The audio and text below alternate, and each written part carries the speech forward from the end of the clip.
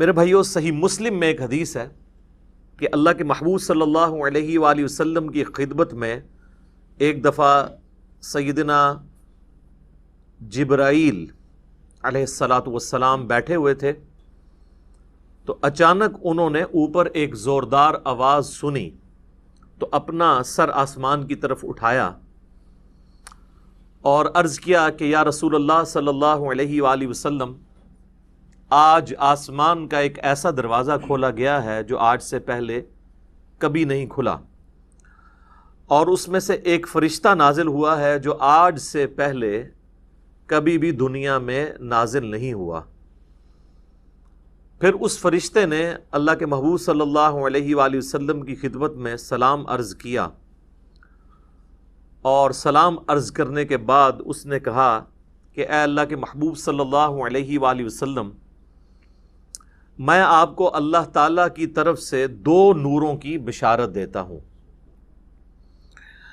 جو آپ سے پہلے کسی پیغمبر کو عطا نہیں ہوئے۔ نمبر 1، فاتحۃ الکتاب یعنی سورۃ الفاتحہ، اور نمبر 2، خواتیم سورۃ البقرہ، سورۃ البقرہ کی آخری آیات۔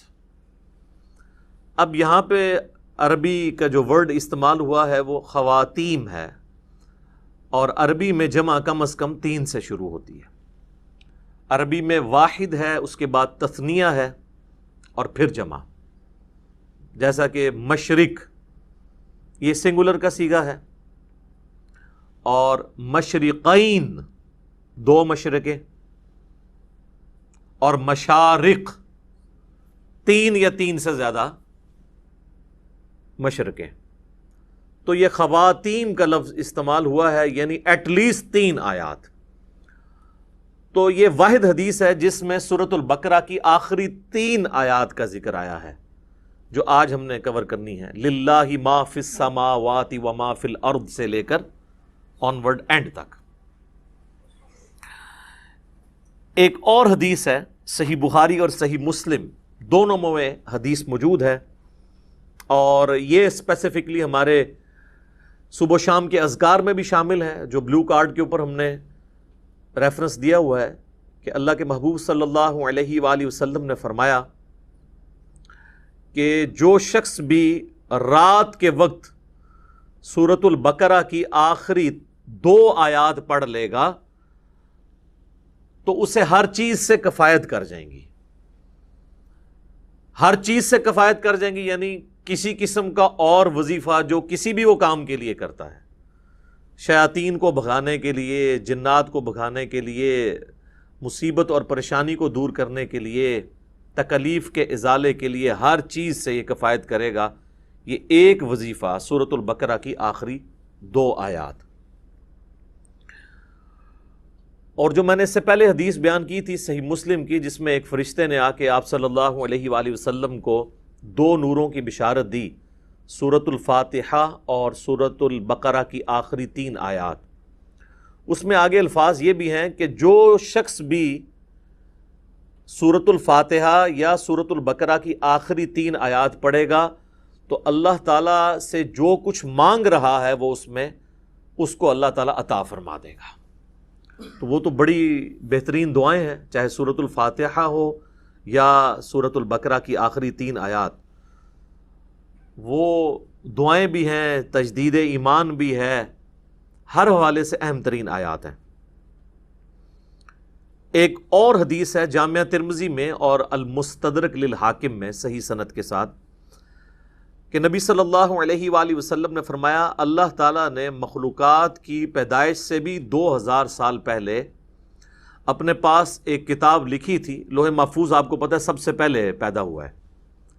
جامعہ ترمذی میں حدیث ہے کہ اللہ تعالیٰ نے سب سے پہلے قلم کو پیدا کیا اور پھر فرمایا لکھ جو کچھ ہو چکا اور جو کچھ ہونے والا ہے، یعنی اس کے بعد لوح محفوظ پیدا ہوا، اور جو کچھ ہو چکا یعنی قلم کی اپنی پیدائش، اور قیامت تک ہونے والی جو تقدیر سے ریلیٹڈ چیزیں تھیں، ایک ایک ٹائنیس ڈیٹیل اللہ تعالیٰ نے لوح محفوظ میں وہ قلم سے لکھوا دی۔ تو وہ جو اللہ تعالیٰ کے پاس ہارڈ ڈسک ہے بڑی، جس میں ہر چیز اللہ تعالیٰ نے ریکارڈ کی ہے، مخلوقات کی پیدائش سے 2000 سال پہلے، اس میں اللہ تبارک و تعالیٰ نے جو آیات درج فرمائی تھیں ان میں سے آخری 2 آیات سورۃ البقرہ کی نازل فرما کر سورۃ البقرہ کو مکمل کیا۔ یہ کوئی عام آیات نہیں ہے۔ ایک اور حدیث ہے سنن نسائی الکبریٰ کے اندر، فضائل قرآن والا جو چیپٹر ہے، امام نسائی کی 2 کتابیں ہیں، بیسیکلی تو ان کی کتاب ایک ہی ہے، سنن نسائی الکبریٰ، جس کی تلخیص کر کے سنن نسائی الصغریٰ لکھی گئی، جو ہم سنن نسائی جسے کہتے ہیں۔ ان کے شاگرد تھے امام ابن السنی، انہوں نے اس کو کم کیا تھا۔ وہ جو اوریجنل کتاب ہے اس میں آلموسٹ 12,000 احادیث ہیں، اس میں کئی ایک چیپٹرز الگ سے بھی اردو زبان میں پرنٹ ہو چکے ہیں۔ وفات النبی ایک چیپٹر ہے، خصائص علی اسی کا چیپٹر ہے، فضائل قرآن اس کا چیپٹر ہے، عمل الیوم واللیلہ صبح شام کے اذکار اس کا چیپٹر ہے، سنن نسائی الکبریٰ۔ اس میں جو فضائل قرآن چیپٹر ہے اس میں یہ حدیث موجود ہے کہ اللہ کے محبوب صلی اللہ علیہ وآلہ وسلم فرماتے ہیں کہ اللہ تعالیٰ نے مجھے اپنے عرش کے نیچے جو خاص خزانہ ہے اس میں سے سورۃ البقرہ کی آخری 2 آیات عطا فرمائیں جو مجھ سے پہلے کسی پیغمبر کو نہیں دی گئیں۔ اور یہ جو آخری الفاظ ہیں نا کہ مجھ سے پہلے کسی پیغمبر کو نہیں دی گئیں، یہ صحیح مسلم میں بھی الفاظ موجود ہیں جو میں نے پہلی حدیث بیان کی۔ ان آیات کی فضیلت کے لیے یہ چیز بھی بڑی اہم ہے کہ یہ آیات اس دنیا میں نازل نہیں ہوئیں اللہ کے محبوب صلی اللہ علیہ وآلہ وسلم پر، بلکہ شب معراج نازل ہوئی ہیں آسمانوں پر۔ صحیح مسلم کے اندر موقوفاً ابن مسعود رضی اللہ تعالیٰ عنہ کی حدیث ہے، یعنی ان کا قول کہ شب معراج اللہ تعالیٰ نے اپنے محبوب صلی اللہ علیہ وآلہ وسلم کو 3 انعامات دیے تھے۔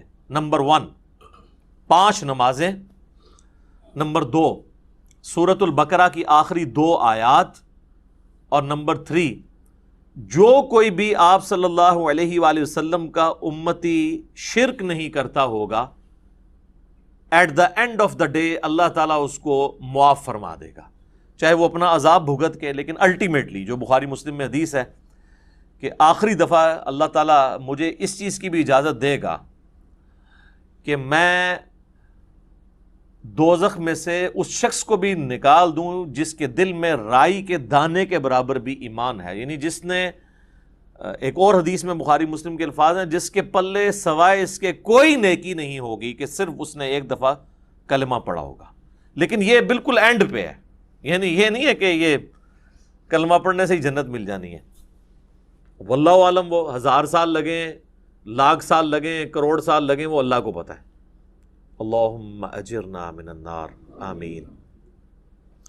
یہاں تو لوگ بڑی آسانی کے ساتھ کہہ دیتے ہیں نا جی خیر ہے، دیکھی جائے گی، کوئی مسئلہ نہیں ہے، اور انہی سے کہا جائے نا کہ آپ 10 سیکنڈ کے لیے موم بتی کے فلیم کے اوپر اپنا ہاتھ رکھیں تو نہیں رکھ سکتے، اور جہنم کے بارے میں کہتے ہیں دیکھی جائے گی، ایک پھیرا ہی لگے گا۔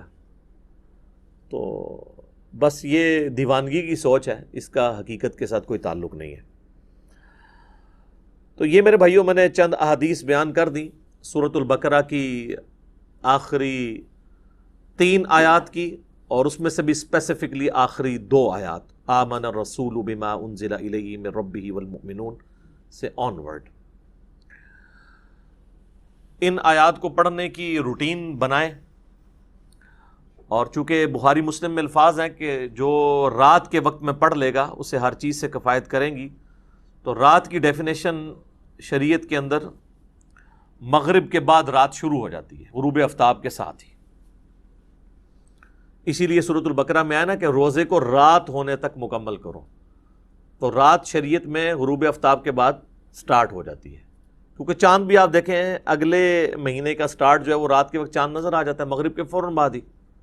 پہلی کا چاند تھوڑی دیر کے لیے نظر آتا ہے مغرب کے فوراً بعد، تو مغرب کے بعد بھی آپ ان آیات کو پڑھ سکتے ہیں، عشاء کے بعد بھی پڑھ سکتے ہیں، رات کو سونے سے پہلے بھی پڑھ سکتے ہیں۔ اس کی روٹین بنائیں اور اسے کبھی سکپ نہ ہونے دیں۔ کوئی مشکل وظیفہ نہیں ہے، سارے وظائف کے اوپر بھاری ہے یہ وظیفہ، اور کچھ عرصہ آپ اپنی روٹین بنائیں گے تو آپ کو یہ خود بخود زبانی یاد ہو جائیں گی، آپ کو کوئی اس کے لیے محنت نہیں کرنی پڑے گی۔ آخری 3 آیات کا وظیفہ بنا لیں، للہ ما فی السماوات و ما فی الارض۔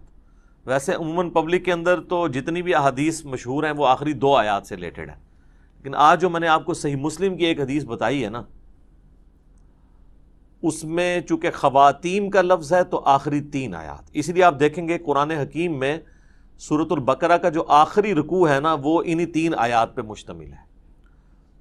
تو اب اپنی روٹین اگر کوئی شخص آمن الرسول سے پڑھتا تھا تو وہ اس کو پیچھے لے کے آئے، للہ ما فی السماوات و ما فی الارض، یہاں سے لے کے آن ورڈ اس کو پڑھنا شروع کریں۔ چند دن آپ پڑھیں گے تو خود بخود آپ کو یہ آیات زبانی یاد ہو جائیں گی، کوئی بیٹھ کے پوری انٹینشن کے ساتھ یاد نہیں کرنی پڑیں گی۔ اس کا آسان طریقہ یہ ہے کہ نماز مغرب یا نماز عشاء کے بعد مسجد سے نکلنے سے پہلے یا گھر میں سنتیں ادا کر رہے ہیں تو مصلی کو اٹھانے سے پہلے مصحف ہاتھ میں پکڑیں اور اسے ایک بار پڑھ لیں اپنی روٹین کے اندر۔ آج کل تو سمارٹ فون ہے، کوئی ایشو نہیں ہے، موبائل فون کھول کے بھی اس میں بھی پڑھا جا سکتا ہے۔ یہ وظیفہ ضرور اپنی زندگی کے اندر لے کر آئیں۔ اس میں آپ دیکھیں گے کہ سٹارٹ تو اللہ تعالیٰ کی تعریف کے ساتھ ہوا ہے، للہ ما فی السماوات و ما فی الارض۔ اس کے بعد کچھ کریٹیکل چیزیں ڈسکس ہوئی ہیں کہ اللہ تعالیٰ گرفت فرما سکتا ہے، جو کچھ تم دل میں چھپاتے ہو یا ظاہر کرتے ہو، کچھ بھی اعمال ہیں وہ اللہ تعالیٰ اس پہ گرفت کر سکتا ہے۔ انشاءاللہ میں اس کی تفسیر بھی بعد میں بیان کروں گا۔ اور اس کے بعد پھر ایمانیات کا ذکر ہے، جو بیسیکلی 3 مسلمانوں کے عقائد ہیں، عقیدہ توحید، عقیدہ رسالت اور عقیدہ آخرت۔ ان 3 عقائد کی تجدید ہے اس کے اندر۔ عموماً آپ نے دیکھا ہوگا نا، لوگ کہتے ہیں رات کو مرنے سے پہلے جی آپ نے جو ہے نا وہ تجدید ایمان کرنی ہے۔ ظاہر ہے موت ہی ہے نا، نیند۔ صحیح بخاری میں حدیث ہے کہ آپ رات کو سوتے وقت کیا دعا مانگتے ہیں؟ اللہم باسمک اموت و احیا، اے اللہ میں تیرے نام کے ساتھ مرتا اور جیتا ہوں۔ تو وہ آپ مر رہے ہوتے ہیں۔ سورہ الزمر کے اندر بھی اللہ تعالیٰ نے فرمایا کہ اللہ تعالیٰ جو ہے وہ رات کو تمہارے نفس کو قبض فرما لیتا ہے، اور جس کی زندگی باقی ہوتی ہے اس کی روح واپس بھیج دیتا ہے، اور جس کو اللہ تعالیٰ نے موت دینی ہوتی ہے اس کی اپنے پاس روک لیتا ہے۔ اچھا، پھر صحیح بخاری میں جو سو کر اٹھنے کی دعا ہے وہ کیا ہے؟ الحمدللہ الذی احیانا بعد ما اماتنا۔ تمام تعریفیں اس اللہ کے لیے ہیں کہ جس نے مرنے کے بعد ہمیں دوبارہ زندہ کیا، کیونکہ موت اور نیند یہ دونوں بہنیں ہیں۔ تو رات کو مرنے سے پہلے یا سونے سے پہلے آپ دیکھتے ہیں کئی لوگ ہیں رات کو سوتے ہیں اڑتا ہی نہیں صبح۔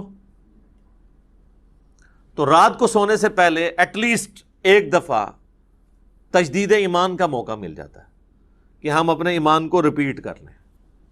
اگر دن میں کوئی غلطی سے زبان سے کلمات نکل گئے تو اللہ تعالیٰ کے حضور اپنا ایمان دوبارہ سے رینیو کروا لیں، اور وہی یہ دعائیں ہیں، آمن الرسول بما انزل الیہ من ربہ والمؤمنون کل آمن باللہ وملائکتہ وکتبہ ورسلہ۔